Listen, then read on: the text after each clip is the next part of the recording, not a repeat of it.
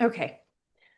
Hi, everyone. It's Tanya and Dawn here from ALS Family of Faith. And today I thought it would just be so fun to get to know Dawn and I, your host here on the podcast. We talked a little bit about what ALS Family of Faith does and how each of us serve within ALS Family of Faith. I thought it would be so fun to learn more about our journeys and who we are outside of ALS Family of Faith. Okay, so we're just going to jump right in and get to know Dawn. Dawn, can you tell us a little bit about yourself outside of ALS Family of Faith? Like, what is your daily life? Who do you interact with daily, and what fills your cup every day? Yeah, I would love to hear that. Yes. So I am the proud mom of three young adult boys. So I have survived the teen years. But yeah, so they are really my greatest joy and what keeps me going every day. I have one that still lives at home. The other two are out on their own now. But yeah, so what kind of fills me up and brings me joy is I love spending time with my guys. I love going to yoga. I try to do that, especially during the sessions and the days that we have sometimes. It's like yoga just brings me that peace and centers me. And so I enjoy that. I love walking or a good hike. So I do quite a bit of that. And yeah, so when I am not on the phone with, ALS Family of Faith, I love hanging out with my friends, going for a good cup of tea, hanging out at one of the local cafes, reading. I'm a big reader, so I love that. Yeah, so that's kind of what I like to do. Oh, I love it. And I'm not sure if anyone can already tell, but while Dawn and I met through ALS Family of Faith, obviously, we have become friends throughout this ministry and just have gotten to know each other throughout the years serving the ALS community. And really just having weekly conversations, texting. So we've really become friends. But I would love to know, what do you think your friends, or how do you think your friends would describe you? Gosh, I I would can answer this also. say thoughtful. I would say resilient. Hard worker definitely would be in there. Mhm. I think that's how they would describe me. Yes, yes. No, I agree. I think something else, because like I said, we are friends. I think a big thing is your selflessness. You are there for so many people, even outside of ALS Family of Faith. I know you are there for your friends, and you just always take that next step, um, to love and serve your people. So I went ahead and answered You. that. That's very sweet. That I know it's a hard Yes. one to answer on yourself for sure. Yes. We can always Um, come up with our negatives, right? So we yeah, have to think about our positives, like, oh, wait a minute, what do I do? I know, especially as women, Yes, we nitpick exactly. everything Absolutely. about ourselves. So, Yes. no. And I'm actually curious to know this. What is one thing that people would be surprised to learn about you? I would say that I survived raising three boys and I can still form a coherent sentence. So anyone that's raising young boys right now and you're in a panic mode, there is another side to that. So, Yeah. I would say that. I would say, yeah, I think people are surprised to find out that I have had such a long background with ALS, working with the ALS population for so long. And then in the middle of that, starting a staging company is kind of like, where did that come from? So, yeah. Yes. Yes. Cool. Well, Cool and thing. and I want to touch on this a little bit. You went back to school. How Yes. old were you when you went back to school? Oh my gosh, Tanya, you're not supposed to ask that. Oh, No, okay, let's do, how old were your boys? no, that's fine. No, I was 50 years old. So it is never too Wow. late to go back and finish up. And yes, yeah. It's so crazy to think about that. And, you know, obviously we are in different stages of life, in terms of where our kids are. But I know I have like thought about going back to school and all of, just the what ifs of what if I did this. And so Right. to see you who raised your boys and yeah, started your staging business, which also blew my mind when I learned that about you. Um, but yeah, to know that like just go for what you want and you can make it happen. It's never too late. I love that. Absolutely, absolutely. Yes. And it really is, it's like the day is now, like seize the day, go after it, and life is short, as we both know. So it's Yeah. like, life is short. You've got to spend that, doing what fills you up and what truly gives you purpose and makes a difference in your life, because that way you can make a difference to others. Yeah. Oh, I love that. See, I just love you hearing these answers again. I'm like, I just love it so much. I know all of this information, but when you hear it, it's powerful. So I love it. Um, okay, so this is where we get connected. How did you get connected with ALS Family of Faith? And just to tie in, because you had mentioned you've been in the ALS community for quite a while now, let's start with your early years in ALS and then how we got connected through ALS Family of Faith. Yes. So, oh gosh. 25 years ago, I started working. Actually, it was longer than that because my oldest is 25. Good grief. It was about 30 years ago, I started working for the ALS Association. And that was my first experience with ALS. And honestly, I had no clue what ALS was. I was a kid that had graduated college and saw an ad in the paper that really dates me. That there were ads in the paper where you could like go circle and go, oh, I'm going to go call on this one. And so I went and interviewed, no clue what ALS was. I was like, hey, I'm going to go try this. And it was so funny. There were the other candidates were much more qualified than I was for this position. But the founder happened to be there that day on my interview. And she was like, I kind of like her. She was a breath of fresh air, is what she would say. And so that's how I got the job, just because this lady, Mary Lois, gave me a chance. She was like, let's roll the dice. Let's see what can happen here. And so worked for them until I had my first son. Then left to become a stay-at-home mom, was a stay-at-home mom for a while. Then one day decided, hey, let's start a company. Went that route and had all my boys work for me at one time. So it was Yep. pretty cool.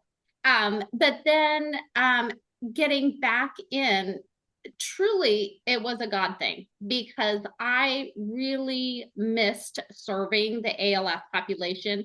And I knew, like, deep down in my heart and my soul, that's what I was all about. And I really feel like that's my life's purpose, is to serve that community. And so, yeah, I mean, I went online. I did have an opportunity with the ALS Association again. And so I went on and I was really just trying to learn, like, what was out there, what has happened in Yeah. 30 years. Unfortunately, not much. I mean, as far as research Yeah. and things like that, not much had changed. And so I was just really trying to see what was out there. And I believe God led me to you guys. It was like I had never heard of ALS Family of Faith. I stumbled across you guys. I Mhm. reached out to you with an email saying, I really like what you're doing. Here's what I'm all about. What can we do together? And, lo and behold, you actually responded and got back to me. So that's Yes. why, folks, if you're listening to this and you're like, oh, but they don't have a job posting, that nobody's reached out to me, you do it. You reach out to people because you never know. It's like, try it. cast a Yeah. wide net, see what happens. And I mean, that's exactly what happened with us. It was, I Mhm. just reached out. There was no prior connection there. And it was one of the greatest decisions I've ever made. So yeah. I agree. I agree. It has been a beautiful journey that I feel like we've just been on from the beginning. Because once again, Dawn and I, that's who we or that's how we connected. I gave her the phone call after her email, and I'm pretty sure every conversation we had was always at least an hour, if not longer. Whether it was about ALS Family of Faith, the ALS community, getting to know each other, and really just hearing your heart for serving people. Really, you have a heart for serving people and loving them, and specifically within the ALS community. And that was seen in that first conversation. I will never forget Sarah, another one of our coworkers. I got off the phone with you and I was like, I just got off the phone with the most amazing woman on earth. I was like, she wants to serve. She wants to be a part of ALS Family of Faith. I was like, she has background in counseling. She has background in the ALS community. It was just God definitely knew what he was doing when you stumbled upon ALS Family of Faith. And as we are talking about faith and following God, I mean, really, serving within ALS Family of Faith obviously has a lot to do with our faith. And how would you say your faith has shaped how you serve within ALS Family of Faith? Well, and honestly, ALS Family of Faith has really helped shape my faith. Mm, It really has. Um, I've always been a believer. I was raised in a home with believers, and so always, exposed to church at a very early age. And so it's just part of my makeup, kind of going through the motions of life. But then and I stopped going to church when I was, in high school and college. Didn't go as frequently. And I think you all go through and question things, or at least I yeah. certainly did. And I wasn't quite sure about religion. I've always been very spiritual. Always had a very strong belief and presence of God, but sometimes with church, I'm not sure. I'm not sure with this church. And so religion as that body was something I kind of struggled with for a little bit. But working for ALS Family of Faith and working with people with a terminal illness that I can't even begin to imagine what their days are like, honestly. Like their Yeah. worst day. And I cannot tell you how many people that at the end of our session, so I always end my sessions with, how can I be praying for you this week? Mhm. And when they flip the script and they can barely swallow, they are a prisoner to their own body. They can't move anything in their body. They're completely paralyzed. And they say, how can I be praying for you this week? What? Mhm. That gets me every time. It practically drops me to my knees every single time. It's like, you are going through this and you're asking me. And it's like to see their faith in action. Yeah. It's like, because it's easy to be faithful when everything's good in our life, that we are like, oh, praise God, I'm doing great. Life is good. Yeah. Um, but when you're hit with a diagnosis like this and a challenge like this, and you still have that faith and that belief, wow. I mean, that's better than any sermon I'm ever going to attend. It's Yeah. amazing and what they have taught me. So it's like, yeah, my faith is so strong right now because of what ALS Family of Faith has done for me, truly. And today's a little bit of a hard day for Tanya and I. an hour before this call, we found out that our founder has passed. And so, um, what he has done for this community and just myself, Mhm. and, just reflecting on myself and my own faith and my belief system, he really changed that for me. So, and I'll forever, forever be grateful for him. Yeah. Oh, no. And, on the topic of Steve, yeah, he has created something that, for one, was created for the ALS community and not only helped him throughout his journey, but helped so many other people. But like you said, we are not living with ALS. We have been impacted by ALS, but here we are. Um, being filled with the Spirit of God because of this ministry. And we are being lifted up because of what he was a part of creating. He was obedient to God and what he placed on his heart when he was diagnosed with ALS. And now we get to honor who he was and who he is in Christ. And we know we will see him again, and that he ran to Jesus. We know that for sure. And so, no, I love it. Trying not to cry. I know, me too. It's been an emotional morning for sure. Yeah. Yes, yes. But, and this can be within ALS Family of Faith or even just in general. What would you say has brought you the most joy in this life so far? My boys, hands down, my Mhm. boys. Yeah, absolutely. Yeah. Yeah, they bring me so much joy and I'm so proud of them. And it's interesting. I know you've got the younger ones, but it's really such an honor to like look at my kids and be like, those are some of the coolest humans I've ever met. And I raised them. Like, what an amazing feeling, when they do little things, or stop and Yeah. help somebody or just pay attention to what's going on around them. It's, which is rare now.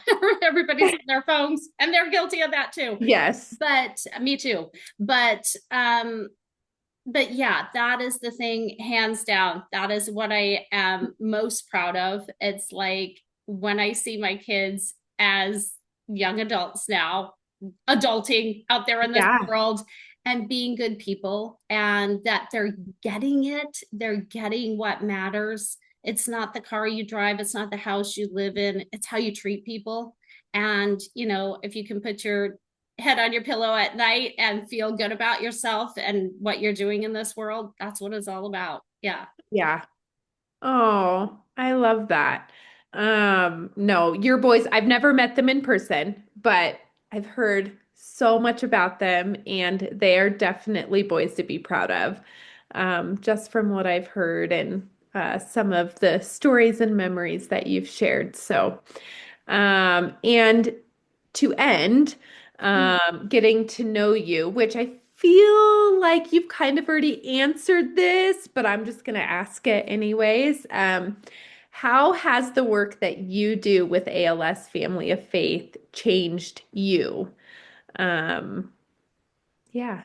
Oh my goodness. Well, yeah, we kind of touched on the Yes. spiritual side of that, but I would say it just really has impacted everything that I do. I mean, I am so grateful. So I'll take a story from 2 days ago, right?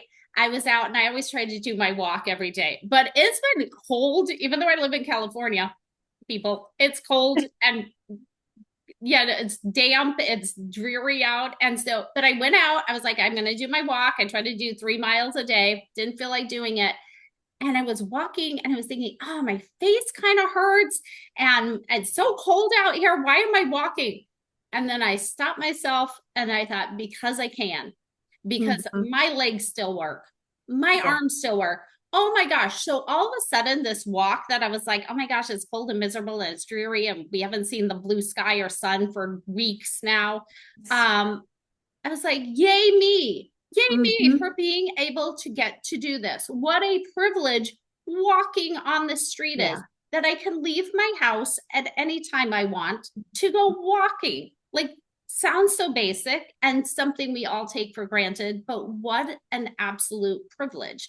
So Yeah. I would say it's everything. It really touches my life. I mean, sometimes when I'm eating, I think about all of my people that I talk to that no longer have that privilege of eating, and just being so grateful every day for those little things. I can brush my teeth on my own. I don't have to have somebody helping me do that.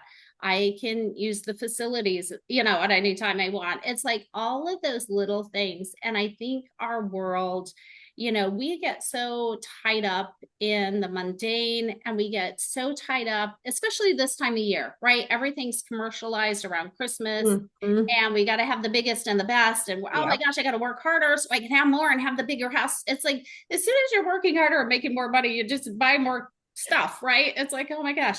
And so it's like you're kind of on this, you know, wheel, right? Yeah. Of life that, sometimes you're like, wait a second, I just want to jump off for a minute. Let me get off, let me regroup. Yes. But this experience has really taught me what matters. And at the Hmm. end of the day, and I have sat with, between hospice and between doing this, I've sat with a lot of people passing and making their transition. Not one has told me about their job.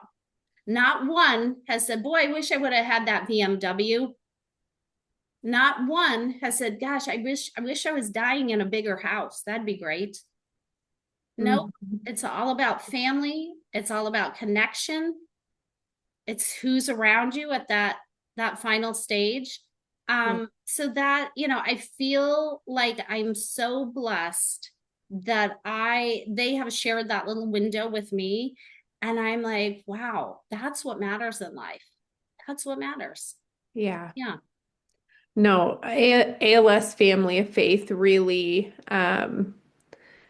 reminds you to slow down and Mm-hmm. like just take in everything, appreciate everything. Um, yeah, it really obviously changes when you are meeting with people that are dying. And as we all know, there's no cure for ALS. And so um, to walk that journey with them Right. is big and it's hard. And our clients open that door and share some of the most intimate and yeah, heartfelt things with us. And um, I don't think anyone in this ministry takes that for granted. Um, yeah, Yeah. just the We have an love incredible and team. Yeah. Yeah. mhm. Yes, sir. So come back next time and we'll Me do a too. little All right. question and answer. Bye, you guys. Bye, guys. Thank you so much, Tanya.